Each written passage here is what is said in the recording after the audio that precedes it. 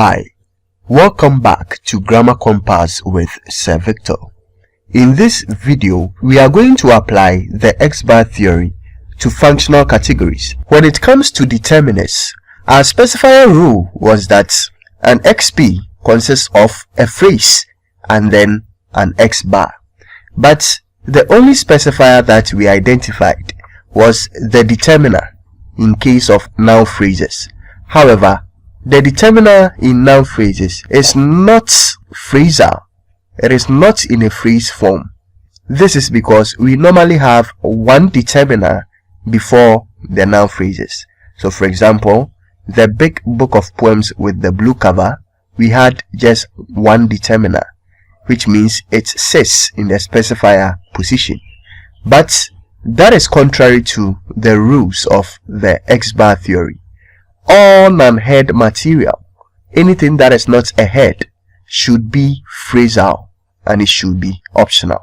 So if the determiner is not the head of the noun phrase, why is it not phrasal?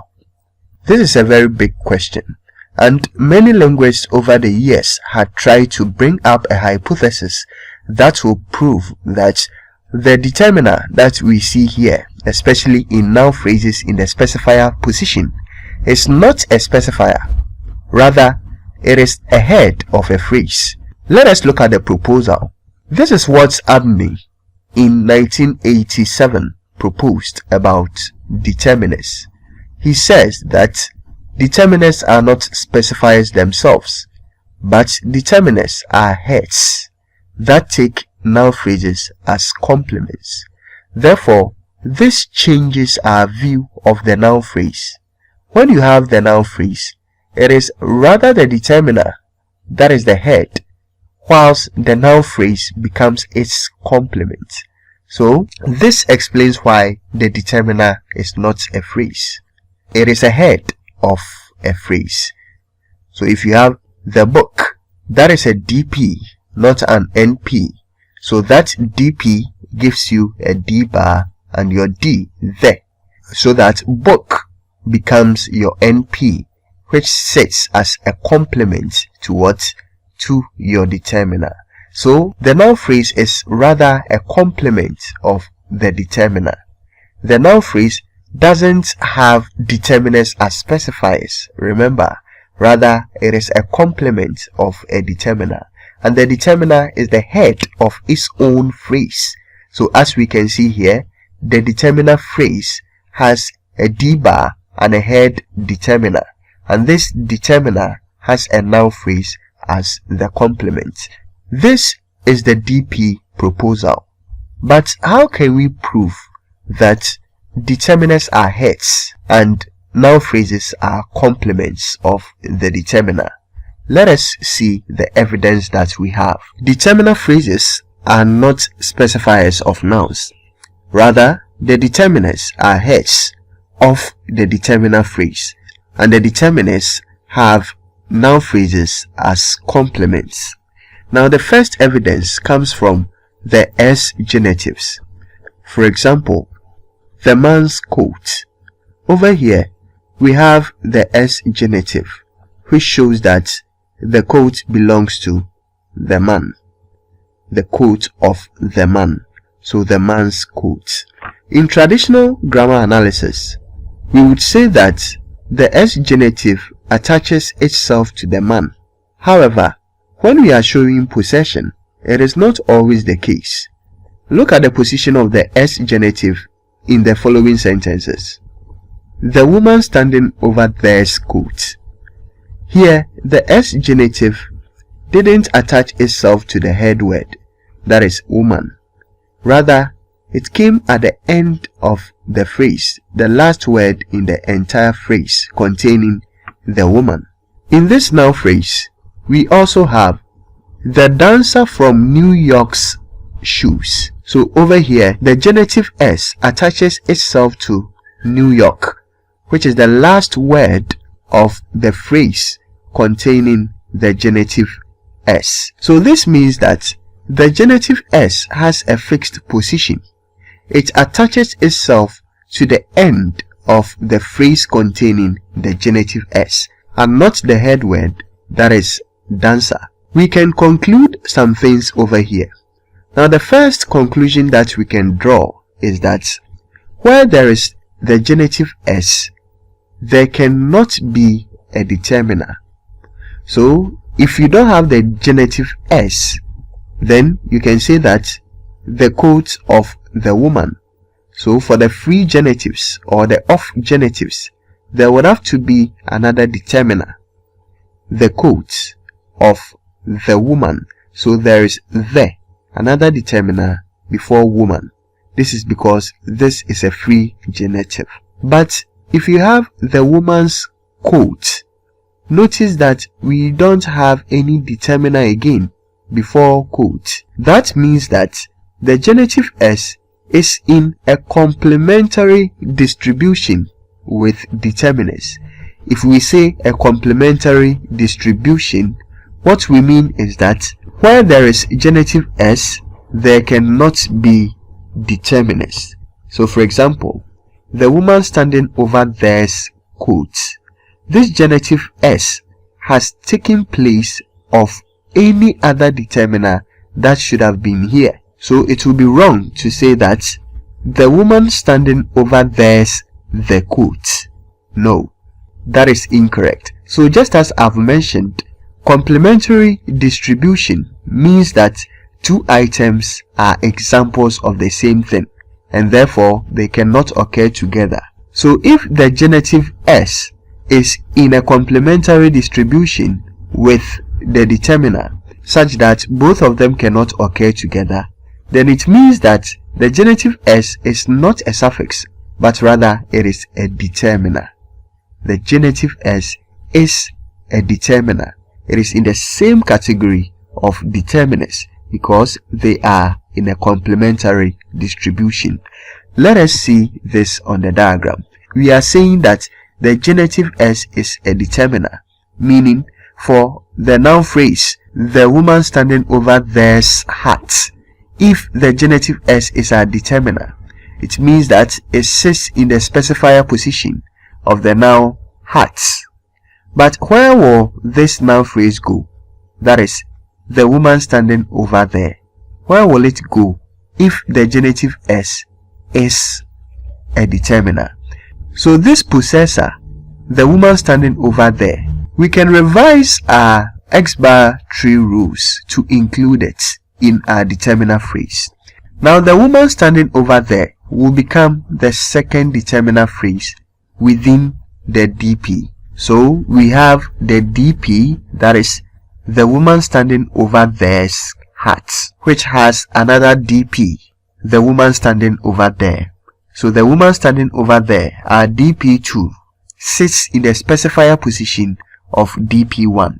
The DP1 has the genitive s as its head. So we have the DP, which gives us a D bar and a D, that is the genitive s.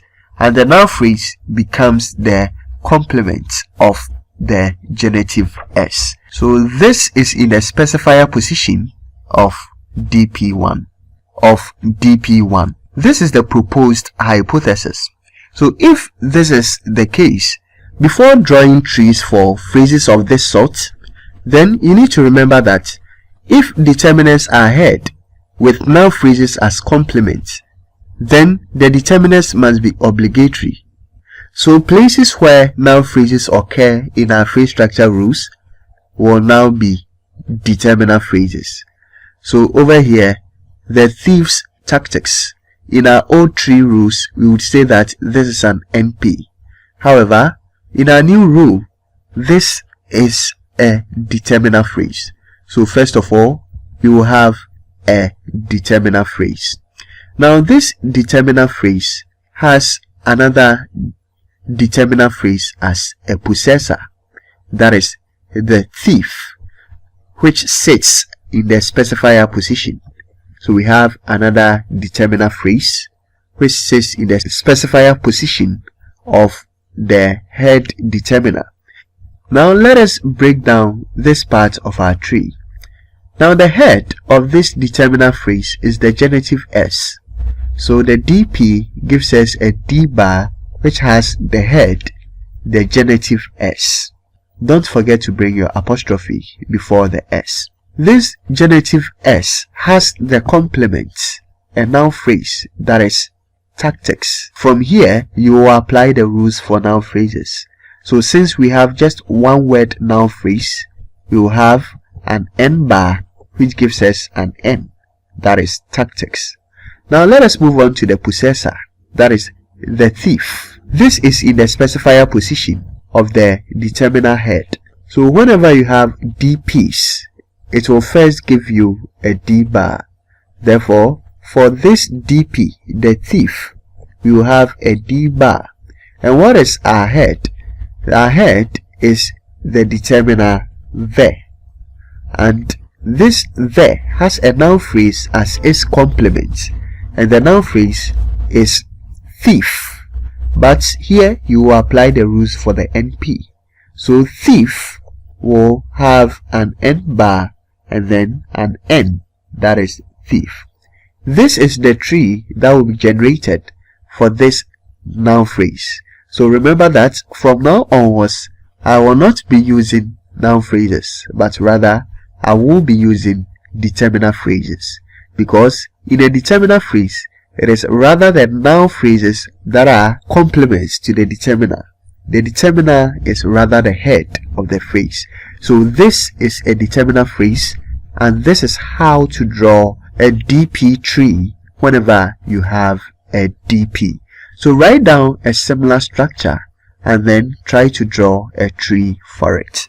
Now let us draw a tree for this determiner phrase. The chef cooking inside the building's apron. Now when you are given something like this, remember what we said about the genitive s.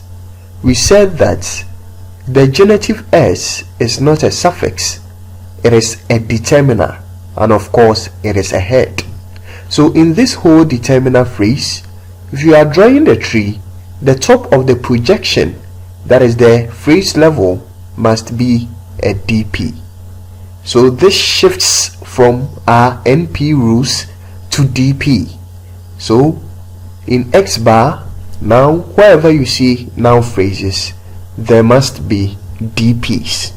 So the whole of this is a DP with the genitive s as the head. We will have two branches, because if the genitive s is the head, it means that this determiner phrase contains the chef cooking inside the building as its possessor. It is another DP that serves as the specifier of this head, that is the genitive s. So let us continue with our tree.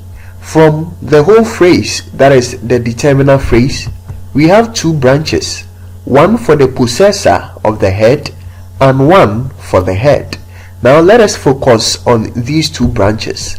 First of all, we have our possessor, that is the determiner phrase, the chef cooking inside the building, that sits in the specifier position of the head. Now remember that this becomes a specifier, therefore it is the specifier of a D bar. Note that specifiers are daughters of phrases but sisters to bar levels. That is what we have here. So the specifier, the chef cooking inside the building, is a sister to a bar level. So we have a D bar, and what is the head word of this D bar? That is the genitive s. Ask yourself, the genitive s, apron, does it have any adjuncts? No. So it means that from this bar level we move straight to our head. So the head of this determiner phrase is the determiner, that is the genitive s.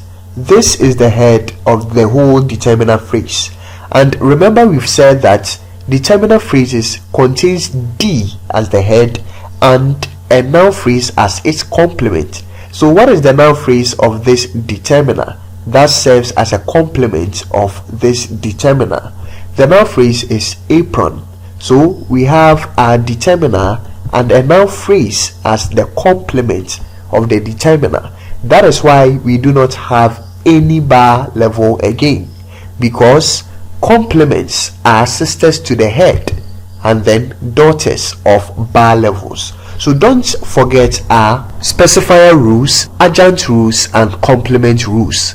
Now this noun phrase apron consists of only one word. Then we are going to get an NP that moves to an N bar, which moves to an N, that is apron. So we are done with the genitive S, apron. We are done with this determiner and its complement. Now let us break down the chef cooking inside the building. This sits at the specifier position of the determiner. So we will break down this determiner phrase. This determiner phrase obviously has a determiner as its head and then a noun phrase as its complement. So we will apply our rules for DPs. If you have DPs, then you would have a D bar. You will have a D bar. Now for this D bar, do we have any adjuncts for the determiner head? No. We have a complement, that is the NP, chef cooking inside the building. So it means that we are going to get our head word, that is the. Now after this the, remember with determiners we are saying that noun phrases are their complements. So what is the noun phrase in this determiner phrase? The chef cooking inside the building.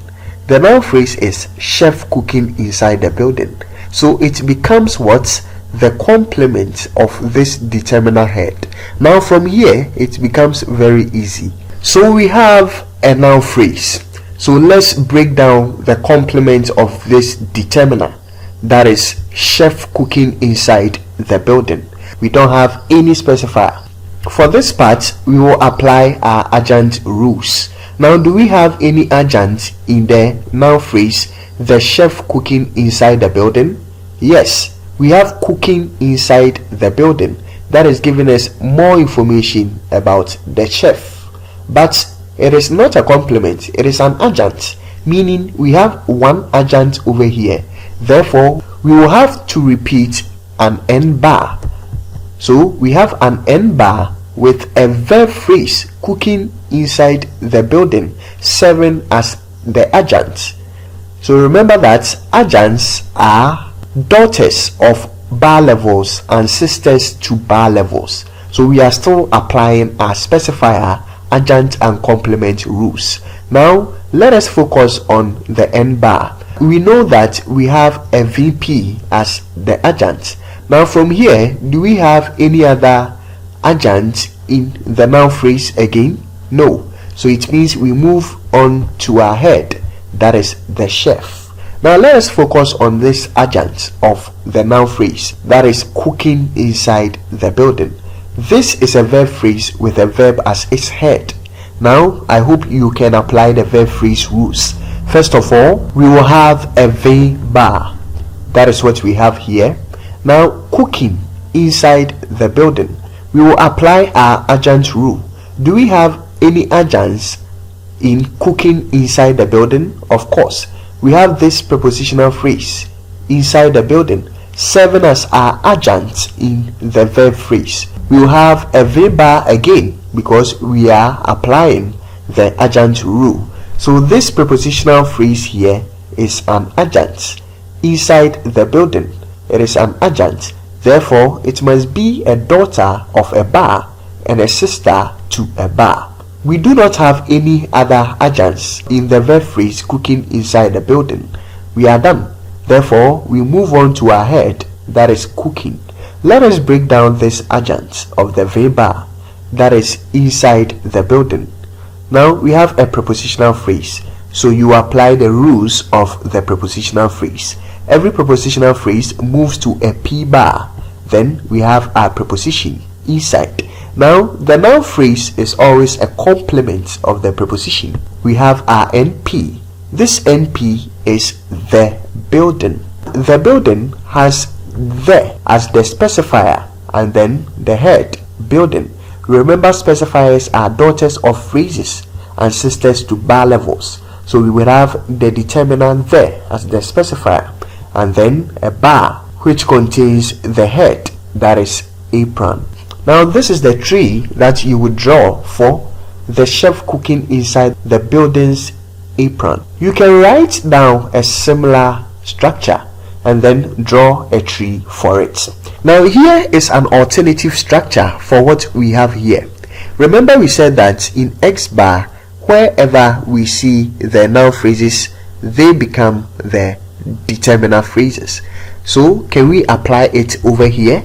If we are saying that noun phrases are now determiner phrases, then the complement of the preposition, which is a noun phrase, should actually be presented as a determiner phrase. What do you think? So for Andrew Carney, instead of writing NP as the complement of the preposition, he chooses to use the DP instead.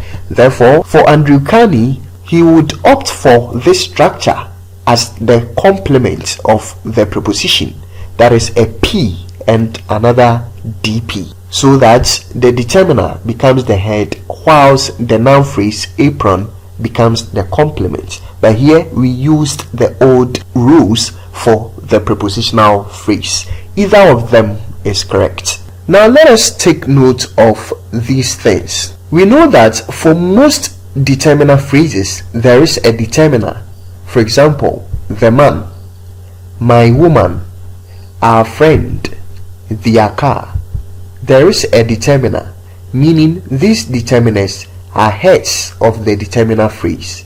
So if you are drawing trees for such determiner phrases where the determiner is the head, then you are going to get a DP that moves to a D bar, and this D bar has the determiner as the head, and then an NP as the complement. And this NP, if we are taking any of these as an example, can be man. So if we are using the man, then this NP is man. So since it is just one word, this NP moves to an N bar, and then this N bar gives us an N, that is apron. Now the question is, what if you have only nouns but no determiners? Are we still going to have a determiner phrase? Yes. So if you have just single word nouns, for example the proper nouns of people, places, or even countries, and then plural nouns like countries, dogs, books, sometimes they come without determiners. So are you still going to use determiner phrases for them? Yes. So whether it has a determiner or not, you will still use a determiner phrase for it. So this is the original structure of all nouns that contain no determiners. It will be a DP. So Juan or Brazil will be a DP that moves to a D bar, but the determiner is absent, which means we have a noun determiner. It is not there. So we have an NP as the complement of this noun determiner, and this NP is Brazil. It moves to an N bar and then an N. So if you have proper nouns or plural nouns that have no determiner, this is going to be the tree. The determiner phrase will have no determiner and noun determiner. So instead of drawing two branches at this point, we choose to ignore this and assume that it is already there. Therefore, if you have a noun with no determiner, first of all, you are going to get a DP. Now this DP moves to a D bar, but since we don't have any determiner, we assume that this branch is already there. We are going to get a vertical branch again without this. So this D bar moves to our NP, that is the noun without the determiner, and this NP will move to an N bar and finally to the head. If you have just one word noun, this is the tree for it. It will still be treated as a determiner phrase with a noun determiner and an NP as the complement. So this structure is what we solved in the previous video. You can pause the video and then revise this structure. Write down a similar structure and then try to draw a tree for it. Now keep in mind the determiner phrase, because you are going to apply it in the other functional categories like the complementizer phrase, which is our next focus. Now let's talk about the complementizer phrase. In our old phrase structure rules, this is the rule that we had for complementizer phrases. If you have a CP, it has an optional C and then a TP. But this rule raises some questions. Now, per the rules in X bar theory, we cannot accept this rule from phrase structure. Why? Because the phrase itself is a CP. So how can you have a complementizer phrase where the C is optional? It doesn't make sense. The C must be the head. So if that is the case, then we have to revise our rule for the CP. The C, that is the complementizer, cannot be optional. We know that after the complementizer, you will obviously have your TP. But the complementizer in a complementizer phrase in X bar theory cannot be optional. If you have John thinks that asparagus grows in California, this is the C. So this C over here is overt. It is written. Therefore, in our old rule, it would have been a CP where the C is optional. Why is it even called the complementizer phrase if the complementizer is optional? It doesn't make sense in X bar theory. Therefore, we integrate this idea to a new rule in X bar for CPs. If you have a CP, what is the specifier of the CP? We don't know that yet. In our later discussions, this place that is the specifier will be question words or question phrases like what. But let us keep our focus on the head of the complementizer phrase. So this complementizer phrase has this C bar. So this is where you apply the adjunct rule. But can complementizer phrases have adjuncts that are modifying or qualifying them? That is also another question. Now the C, that is the head, has a complement that is a TP. So the TP is always a complement to the complementizer head. So in X bar theory, in complementizer phrases, it is the complementizer that is the head, whilst the sentence, the TP, is the complement of the complementizer, unlike what we had for the phrase structure where the TP is always mandatory but the complementizer is optional. In X bar, it has to be the opposite. Now this raises a question. Do we have complementizers in every clause? Let's see. John thinks that asparagus grows in California. Here we have a C, that is the complementizer, and a TP. Now that asparagus grows in California is an embedded clause. We can still have the same embedded clause but in another way. That is, John thinks asparagus grows in California. Here we didn't bring the that, so we don't have any overt complementizer over here, but it is still an embedded clause, meaning it is still a CP. So is this a CP without a C? That is the question that we want to answer over here. So if this embedded clause, asparagus grows in California, in this sentence is considered a CP, then it means that when you have only this embedded clause as a complete sentence, it must be a CP. So in embedded clauses, you can have an overt complementizer, but there is also the optionality of a complementizer in an embedded clause. But in main clauses, it is almost impossible to have the complementizer before a main clause. So is there a CP in every clause? Now remember that in our DP rules, we said that if you even have a noun phrase with no determiner, it is still a DP. just that the determiner is a noun determiner. So can we say same for CPs? We can say that there is a CP on top of every clause, even for main clauses. So if that is the case, then it means that you can have clauses where the complementizer is also not present. For example, asparagus grows in California. So instead of calling this a TP, tense phrase, we can call it a CP, a complementizer phrase. But this complementizer phrase has a noun complementizer. The complementizer is not there. It is noun and it has a TP as its complement. But do we have evidence for what we are saying? Let us prove it. Now, our first form of evidence that we have a complementizer in every clause comes from the yes/no questions. For example, if you have this statement, you have seen Louis. This is a statement. Now, if you want to change this to a yes/no question, the auxiliary here has to move to the front so that we can have you seen Louis?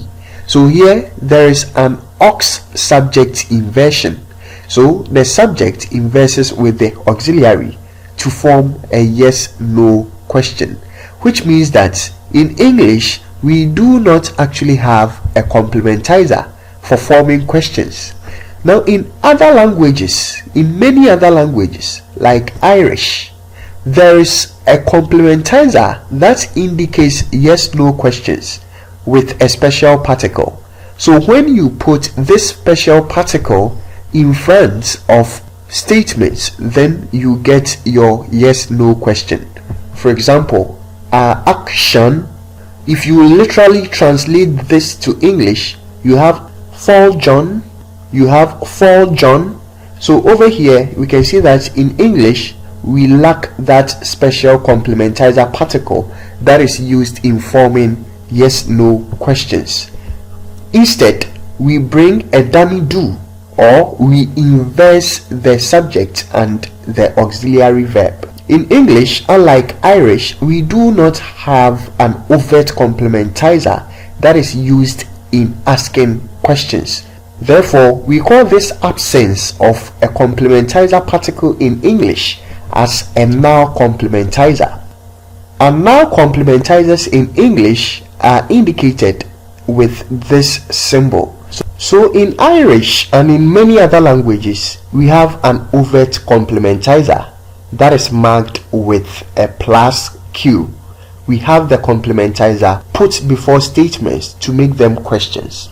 But in English, in order to form yes/no questions, something needs to be done. That is, we do not have any particle that we put over here to make our statements questions. We don't have that in English, unlike Irish. So what we do in English is that for the auxiliary verb that we have, it moves to where we have the noun complementizer. So for example, if you say you have eaten and you want to form a yes/no question, since English doesn't have any complementizer particle, you will need to move this to where the noun complementizer is before you get your question. So you would have you eaten. So this means that the complementizer particle, which exists in many languages, is in a complementary distribution with an auxiliary. It means in the languages where you have the auxiliary, you cannot have a complementizer particle unless an auxiliary subject inversion occurs. This explains that the C, the complementizer, is what contains the speaker's attitude towards what he or she is saying. It indicates whether you are asking a question, whether you are giving a command, or any attitude that you have towards an utterance. That is the essence of complementizers. So this means that if you have an auxiliary subject inversion in a language, you cannot have an overt complementizer. So for Irish, they do not have auxiliary subject inversion. Therefore, they have a complementizer particle. But in English, we have an auxiliary inversion with a subject. So it means that this auxiliary inversion is in a complementary distribution with the complementizer particle. Both of them cannot occur. When there is a complementizer, then you cannot do auxiliary subject inversion. Let us prove this. Now, it is a fact in English that whenever you have embedded questions, there is in fact an overt plus Q complementizer. It only exists in embedded questions. This means that if you have an embedded question, then you cannot do auxiliary subject inversion. And what is this overt plus Q complementizer in embedded questions? In English, it is the complementizer if. So if you have the complementizer if as an embedded clause, then you cannot do auxiliary subject inversion. For example, Fabio asked if Klaus had run a marathon. So we have if Klaus had run a marathon. Here we have an auxiliary verb had. But since there is an overt plus Q complementizer over here, you cannot do an auxiliary subject inversion to change this to a yes/no question. In the presence of if, you cannot do that inversion. For example, you can say that Fabio asked if had Klaus run a marathon. It will not make sense. This is because there is already a question complementizer, so auxiliary subject inversion is not permitted. If we take out this complementizer, we can ask, had Klaus run a marathon? It will be correct. But because of the if, it means we cannot do an aux inversion. Now, what is the evidence that we have that even in statements there are complementizers? Now, remember that from our conjunction rules, we know that you can only combine or conjoin items of equal grammatical status. So you can conjoin a TP to a TP, you can conjoin a CP to a CP, you can conjoin a VP to a VP. So based on this idea, then it means that what we have on the left is the same as what we have on the right. Now let us see this. Here we have combined a question, will it drink, with a non-question, which means that they are both equal. So if this has a complementizer, then this must also have a complementizer. Here there is an auxiliary subject inversion, so will becomes our question complementizer. So we will label it a now complementizer, but we have a plus Q question complementizer, meaning will is present. It is functioning as our question complementizer. But if you read this is a statement. You can lead a horse to water. Do we have a question complementizer? No. So it means that here we have a non-question. So there is no auxiliary subject inversion. We represent it with minus Q now question complementizer. So if you can combine a non-question with a question, then it means that even in statements we can assume that there is a null complementizer. Therefore, this is the tree that we are going to have for the conjoined complementizers over here. This contains an auxiliary subject inversion, so it is a complementizer. And this also have a non-question complementizer.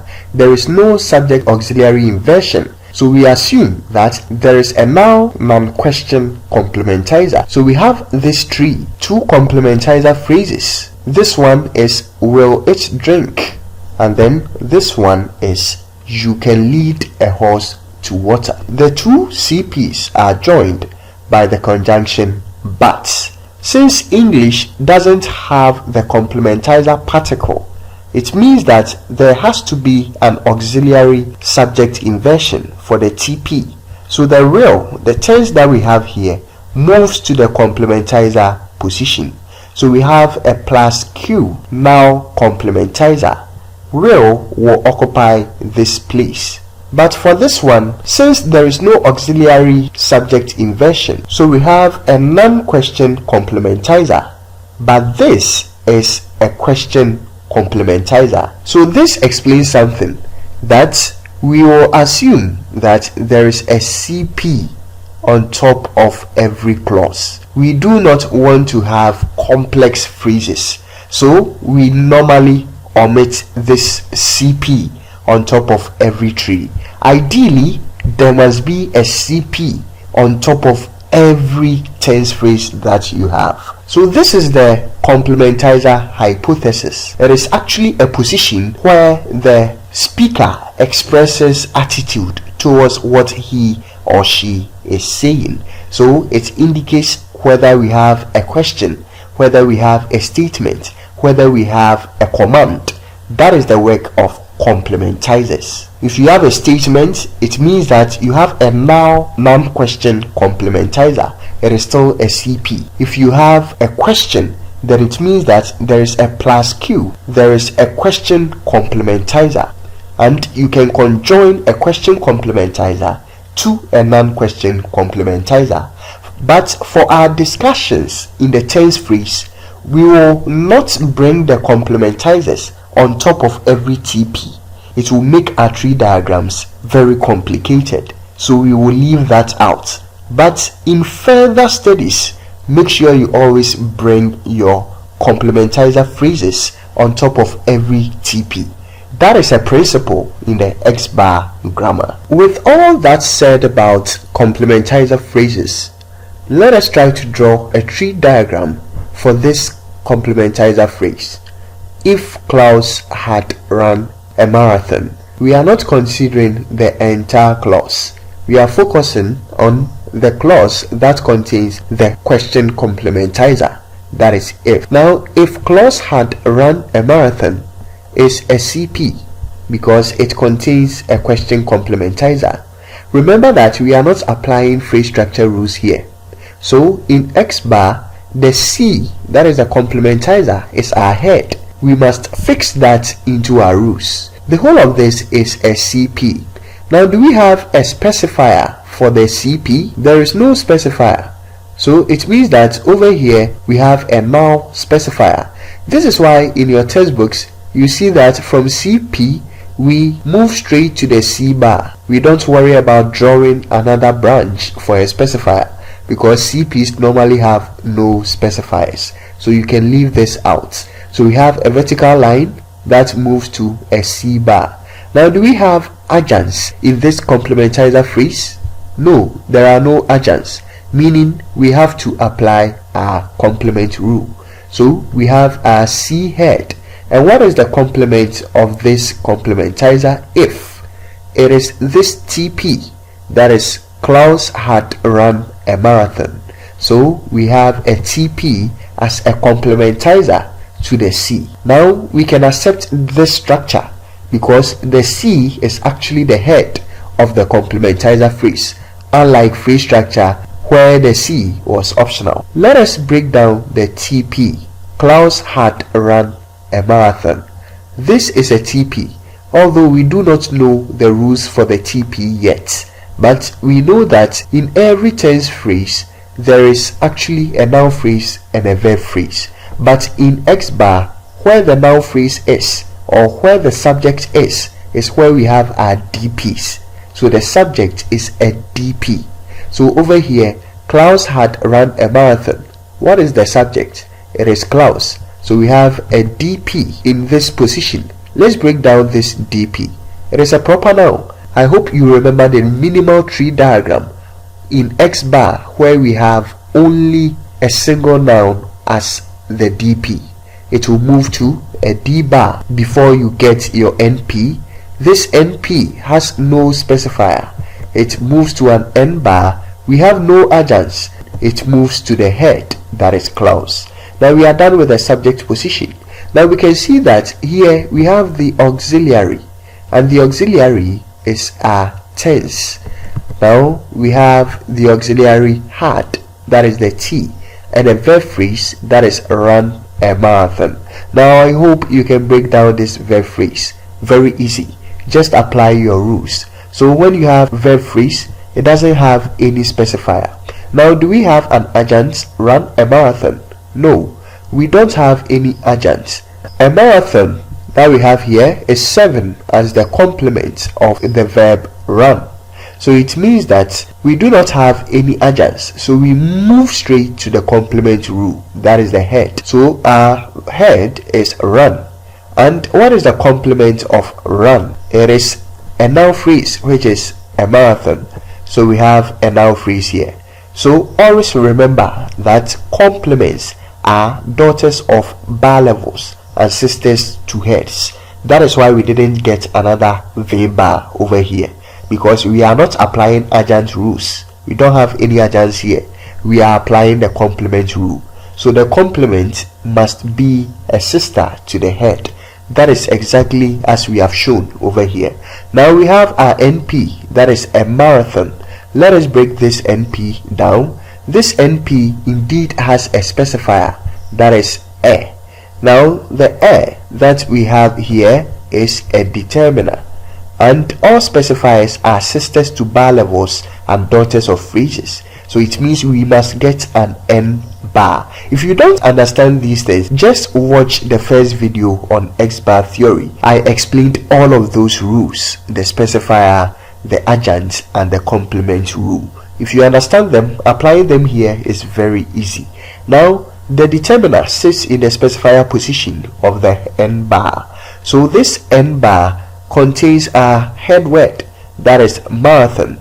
So we have an N, that is marathon. Now remember that if we indeed want to apply all the X bar rules, then there is even a question about the NP that we have presented over here, because in X bar what we mentioned was that every NP is a DP, because the determiner is the head of every determiner phrase. So over here we didn't make the determiner a head. We did this so that our tree will not look complicated. If we want to apply the rules very well, then this part of the tree diagram should be a DP instead. So if we make this NP here a DP, then it will conform with our X bar rules. But if you really want to apply the rules, then wherever you see NP, you make it a DP, such that the determiner becomes the head instead of being a specifier to a noun. This is how to represent complementizer phrases in X bar theory. Let us move on to the tense phrase. Now, when we were discussing the complementizer phrase, this is what we made of the TP, the tense phrase. That is, every tense phrase has a subject, that is a DP, and a verb phrase, a VP, and the tense, which stands for auxiliaries, are optional. So for example, praise will come. Will over here is an optional category, but this rule also raises a question, that is, if the T is optional, then what makes it a TP? So it is a tense phrase. It means that the tense must even be the head, where the DP becomes a specifier and the VP becomes a complement of the head. To address this issue, we propose this tree for TPs. Whenever you have a TP, the DP, that is the subject, in this sentence it will be praise, will be your DP. So praise will be your DP, which is a specifier, and then our VP will become the complement of the head, that is will. And what have we said so far about the T? We have said that the T category in TP stands for modals and auxiliaries, and we still maintain that. So if the T is the head of every TP, what about clauses without any auxiliary verbs or without any modals? Is there a TP and is there a T? Let us see if we could get an evidence to support that in every tense phrase there is a T, even when auxiliaries and modals are absent. Now, if we read this sentence, Juanita loves peanut butter. Here, this sentence is a TP, a tense phrase, and it contains a DP and a VP, but there is no T. Is there an auxiliary verb? No. Is there a modal verb? No. So if we are saying that this is a TP, and so the T must be the head word, then where is that auxiliary? Where is that modal? This is our evidence. Tense inflection on a verb is in complementary distribution with auxiliaries and modals. So wherever you see a tense inflection, it is the same thing as auxiliaries and modals, and we will prove this shortly. So for example, if you say I must dance, because of the must that we have here, you cannot have an inflection of the tense.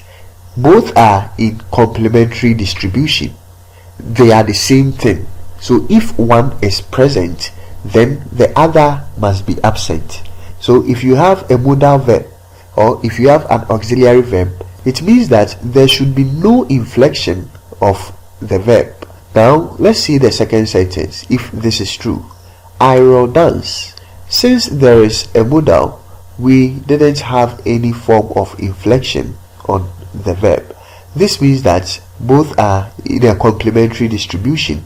Where one occurs, the other will be absent, because both are the same thing. Let's look at the C. Can you say I will dance with an inflection? No.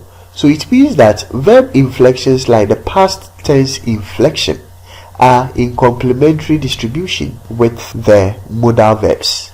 If one occurs, then the other cannot occur. So here we have a modal and we have another inflection. This is wrong. Now let's consider the last two. I can dance. Because of the presence of the modal, there is no inflection, and this is correct. But if you say I can dance, it becomes wrong because there is a modal, and therefore there must not be a tense inflection. So this explains why we are saying that there is always a T in a sentence without any modal. So without any modal, then the T becomes the inflection of the verb. So if we cancel this modal, then we can say that I danced.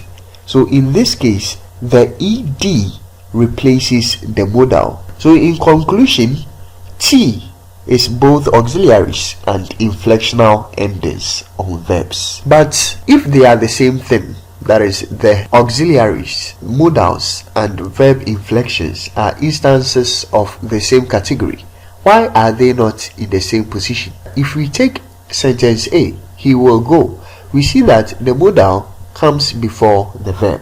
But in sentence B, he goes, we see that the verb inflection occurs at the end or is attached to the verb. It doesn't move to this position. No. So although they are instances of the same category, when it comes to modals and auxiliaries, they are found at the left of the verb. But when it comes to verb inflections, it is always attached to the right of the verbs. The difference lies in terms of whether they can stand alone or not. So for modal auxiliaries, they can stand alone, but for verb inflections, they cannot stand alone. They need to be attached to verbs. So if that is the case, then we propose this rule for all TPs. That is, whenever you have a tense phrase, the T must be the head.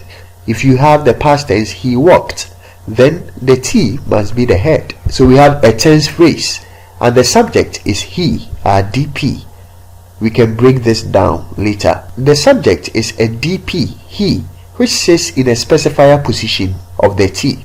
Now from here, since the T, he, doesn't have any qualifier, we move to the complement rule. Now what is the T? Here there is no modal, so it means that the verb inflection, which should have been here, will move to the T position to become the head. So this is the head of the tense phrase. So in a tense phrase, the head is the modal, the auxiliary, or the verb inflection. So there is a T in every tense phrase, and the T should be the head. So here is the proposal developed by Noam Chomsky. He says that there is a T note in every clause. Some are modals or auxiliaries, but some are suffixes that must be lowered down onto the verb via a movement called affix hopping. Let us explain affix hopping. Now, when you have overt modals in a sentence, for example, John will dance, here we have a modal, therefore it occupies the T slot, that is the head of the phrase. But if you have a sentence without a modal, for example, John danced, there is an inflection of the verb, therefore the T, which is the inflection of the verb, we said it is the same thing as what? The modal. So the T, which is the inflection of the verb, normally moves to attach to the verb, so it becomes John danced. That is the meaning of affix hopping in X bar. Let us see how Andrew Carney applied this rule to draw his trees. Now here is a sample sentence from Andrew Carney's syntax, a generative introduction. Now here we have the ugly man from Brazil found books in the puddle. Now let us see the tree that will be generated from this. Here is the tree Andrew Carney came up with. Now remember, we mentioned that for every tense phrase, for every sentence, there should be a CP on top, according to Andrew Carney. Therefore, he brings a CP on top of the TP that we have. But he mentioned that normally we omit this complementizer phrase on top of every TP, so that we begin straight from the TP. So here, what Andrew Carney means is that there is a noun question complementizer, and then which is absent over here. There is no question complementizer over here. Therefore, the TP, the ugly man from Brazil found books in the puddle, becomes a complement to the noun question complementizer. Now let us move on and focus on the TP. Now, according to Andrew Carney, for every TP, it is the T, the tense, that is the head word, which means that the DP, the subject, sits at the specifier position. So over here, we have the ugly man from Brazil found books in the puddle. Now over here, the ugly man from Brazil, that is the DP, it sits in the specifier position of the T. Now the T here should be the head. So what is the head of the T? Is there a modal verb here? If there is a modal verb, then it should be the head. There is no modal verb. Is there an auxiliary? There is no auxiliary. So where is our T? Now our T is contained in found. Found is made up of find and then ed. So it means that the inflection ed, which is in complementary distribution with auxiliaries, should be a head word. Therefore, we move the ed, which is attached to find, to the T position. So to make it past tense, we move the ed down to the find position. So according to Andrew Carney, it is the tense that is the head of the tense phrase. Now, if we have the tense, the ed, as the head of the tense phrase, then the VP, that is find books in the puddle, becomes the complement of the T. Let us expand the complement of the T, the VP, find books in the puddle. This is what we are going to get. We apply the VP rule. So for the VP rule, it moves to a V bar because there is no specifier of the VP.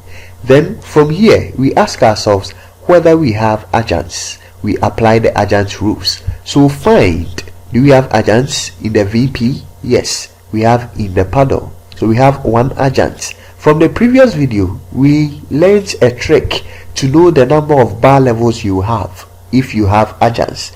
Here we have only one adjunct in the verb phrase. It means we are going to have 2 bar levels. So you will create another bar level for the V, so that we have the adjuncts, the PP, in the paddle. So remember that adjuncts are sisters to bar levels and daughters to bar levels. That is what we have here. If we expand our adjuncts, that is the prepositional phrase, we will get a P bar because there is no specifier of prepositional phrases. So this P bar gives us the P, that is the head of the prepositional phrase. Now according to Kearney, wherever we see the NP, we should make it a DP. So instead of just writing an NP as the complement of the preposition, Andrew Kearney chooses to write a DP on top, so that we have a D bar where the D is the head and the NP becomes the complement of the head. So in that case, we have the NP that moves to an N bar, which also moves to an N, that is the puddle. Right, now let us continue with this part, that is the head word part of the VP.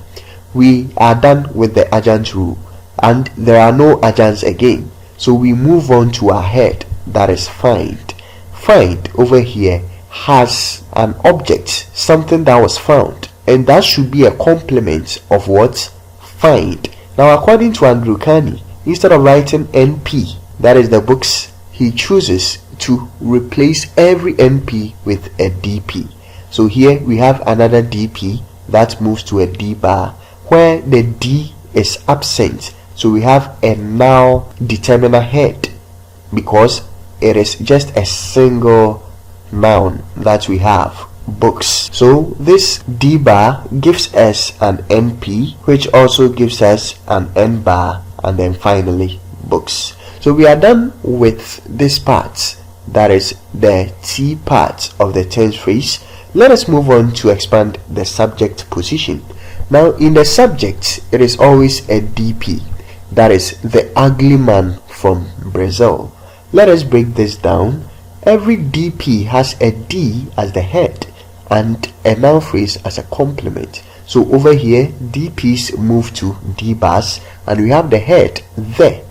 So we are done with this part, and the NP becomes the complement of the determiner. That is what the rule says. So over here, the NP is ugly man from Brazil. So this ugly man from Brazil gives us an N bar. Now over here, there is no specifier. Now we already have our determiner, which means that for our noun phrase ugly man from Brazil, we do not need to bring a branch node because there is no determiner again. So the NP quickly moves to an N bar. This is the specifier rule. Now let's check whether there are adjuncts. For every adjunct, we will repeat the bar levels. So we have 2 adjuncts here. We have ugly and then from Brazil. They are adjuncts, which means we are going to have N bar levels in total. We already have the first one.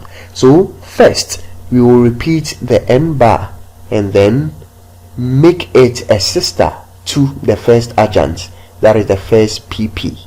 For every PP, we have a P bar, then a P. This P, the preposition, is the head, and then it has a DP as a complement. Traditionally, we would have used an NP as a complement instead of the DP, but Andrew Kearney chooses to use DPs wherever he sees NPs. So according to him, we would have a DP which has a D bar, but it has no determiner, which means it is a now determiner.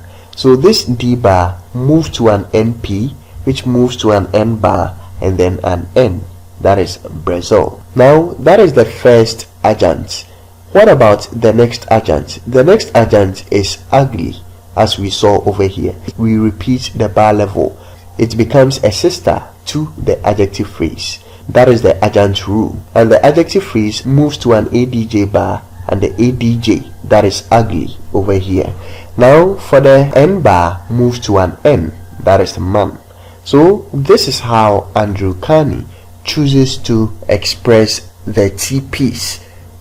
He argues that for every TP there must be a CP on top, which is sometimes not included, to make the structure simple. And one peculiar thing about his approach is that wherever he finds noun phrases, he makes it a DP. He doesn't restrict the DPs to only the subject position. He fixes it to wherever there is an NP. Alright, but in our next sentence, we are going to keep things simple. This is what we are going to do. We won't bring a CP on top of our TPs, and we are going to maintain the old rule that whenever you have a TP, it moves to a DP and a VP. That is what we are going to do in the next sentence. And apart from the subject slots, wherever we see the noun phrase, we will maintain the noun phrase. We will not make it a DP. So let us try that with this example. Many of the students in this school at this time appreciate their lecturers' efforts to pass them. Now over here, it is a very long sentence. If you have a sentence like this, take your time. Identify where your subject is and where your verb phrase is. Remember that we said we are going to keep things simple. So you can also use this simple approach to draw your trees. Every tree has a subject and a predicate, which means every tree has a DP and a VP. So find your DP and find your VP. Let us do that together. Many of the students in the school at this time becomes our DP. So our DP ends over here. Now our verb phrase is appreciate the lecturer's effort to pass them. Now you can start doing it from whichever point that you want. You can start with a DP, finish it, and then move on to the VP and finish it. You will get the same tree structure. Now let us first deal with our subject, that is our DP. If we take the subject, many of the students in this school at this time. Take your time and break down the elements.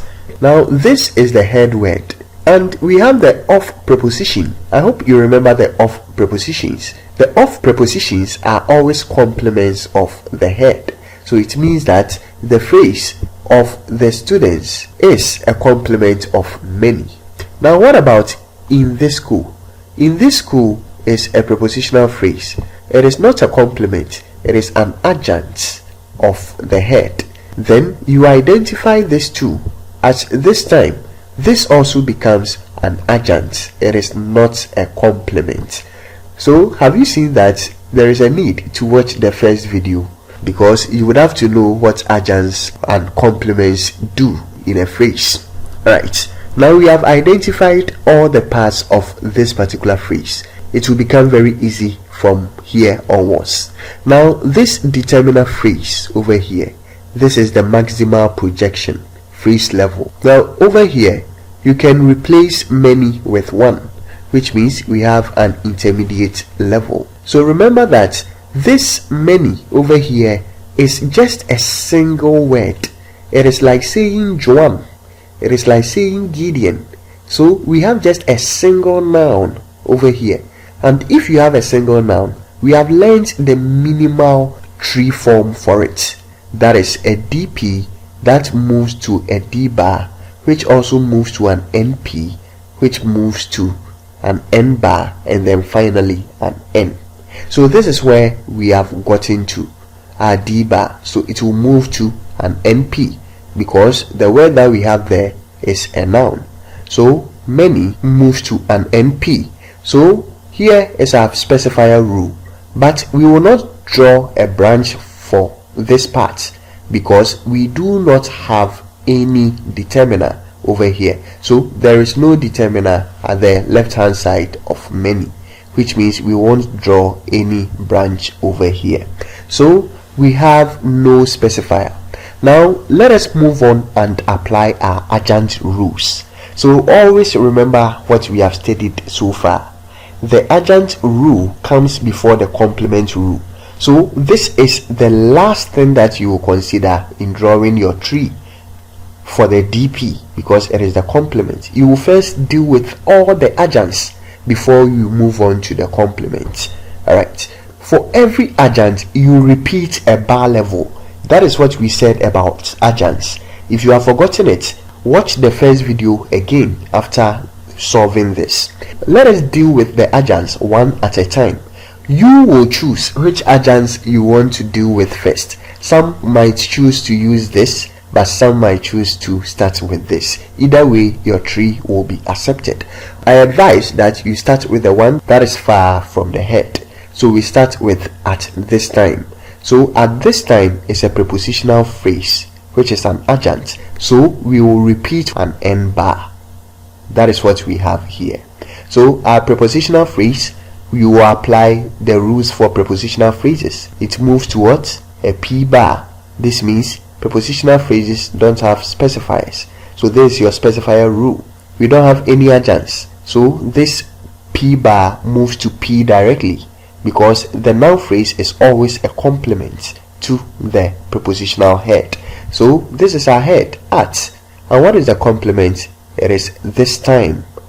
It is a complement of the preposition at. So we write our NP. Andrew Carney would have written a DP over here, but we want to keep things simple. So we write our NP, and for our NP rules, this NP has the specifier this, which is a determiner. For the specifier rule, all specifiers are sisters to N bars and daughters of what? Phrases. So you can write N here. The specifier must be a sister to N bars. All these were explained in the first video. So this N bar moves to an N, which is time. Now we are done with our first prepositional phrase. So let us move on to the next adjunct. So since we are done with this, let me cancel this one.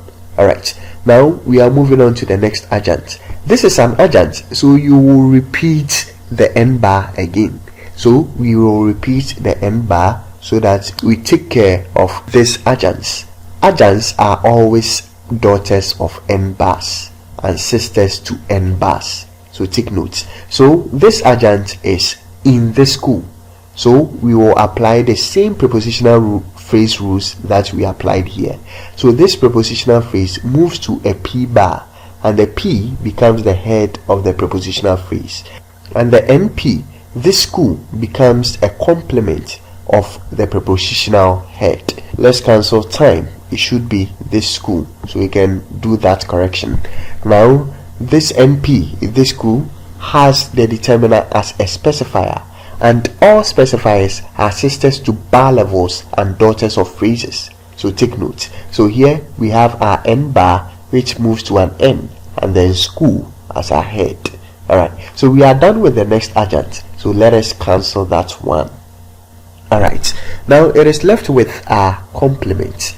Of the students is not an adjunct, which means we won't repeat the N bar. It is a complement. Complements are not sisters of N bars, so we won't repeat N bars. Complements are sisters to the head, so it means that we need to bring our head, and our head is the noun many, and our complement is the prepositional phrase of the students. So we will break down this prepositional phrase. It gives us a P bar. This P bar is there because there is no specifier of prepositional phrases. So this P bar doesn't have any adjunct rule. So we move on quickly to our complement rule. So the P is our head, whilst the NP becomes the complement of the head. Then we break down this NP. It gives us a determiner, that is the, which sits at the specifier position. Always remember that specifiers are sisters of N bars and daughters of phrases. That's what we have here. So if you check with your rule and it is not consistent, then you are wrong. So this N bar gives us an N, which is students. Now we are done with our DP. Let us move on to our verb phrase, that is appreciate their lecturers' efforts to pass them.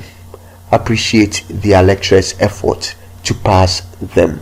Now, Andrew Carney wouldn't have drawn a VP. He would have made the T the head of the tense phrase, but we want to keep things simple, so we will just draw our VP just as we have been doing. Now, this VP here, applying the VP rule, will move to a verb. Why don't we have another branch? Because for specifies, we don't know any specifier of verb phrases, so we don't draw any branch. It moves straight to a verb. Now, from the verb, we will apply the adjunct rules. Is there an adjunct? Appreciate the lecturer's effort to pass them.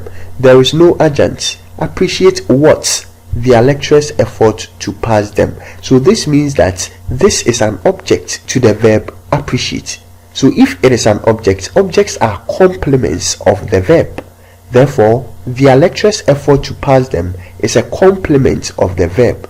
Now, over here, we have a verb that gives us a V. And what is our V?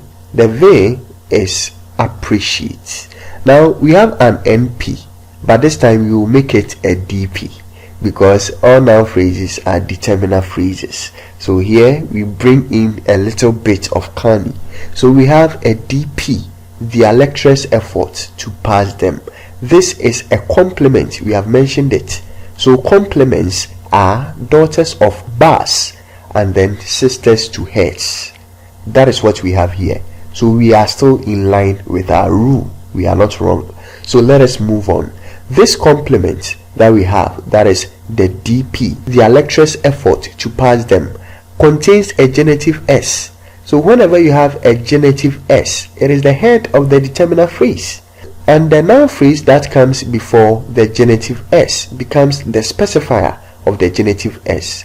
So over here, this DP, the lecturer, becomes a specifier of the genitive S. So we have the lecturer DP, which moves to a D bar, and this D bar has there as the determiner, which is the head, and an NP as the complement. The NP gives us an N bar and then an N, lecturers. So we are done with the possessor of the genitive S, that is the lecturer, this part. The genitive S is our head, so we need to bring our genitive S. This is our head. Now we know that the genitive S is the head, it is a determiner and it is a head, which means the NP is the complement of the head. That is what we said about the genitive S. It is rather the NP which is a complement of the genitive S, that is a determiner. So we have our complement over here, our NP. And what is this NP? Effort to pass them, that is the NP. So this NP has an adjunct. The adjunct is to pass them, A, which means that we will have to repeat another bar level because it is an adjunct. The VP is an adjunct. To pass them becomes our adjunct. So let's expand this adjunct. To pass them is a verb phrase. So what verb phrases move to a verb bar, and then this verb bar has the verb head to pass and a complement, that is them. This complement is a pronoun, just one noun. It moves to an N bar and then an N. Now when we come to our noun head, the N over here is effort. So effort to pass them. So what we omitted here from Carney's approach is that we omitted the complementizer phrase on top of this TP. And the other thing that we did not also do is to replace every NP with a DP. This would have made our tree very complicated. So sometimes we skip these things in order to make our tree simple and then easy to draw. We would have made all of these NPs DPs. So you would have seen the kind of complicated structure that we would have. So that is it. Write down a similar sentence and then try the tree diagram. If you don't understand anything about complements, adjuncts, specifiers and those things, kindly watch the first video.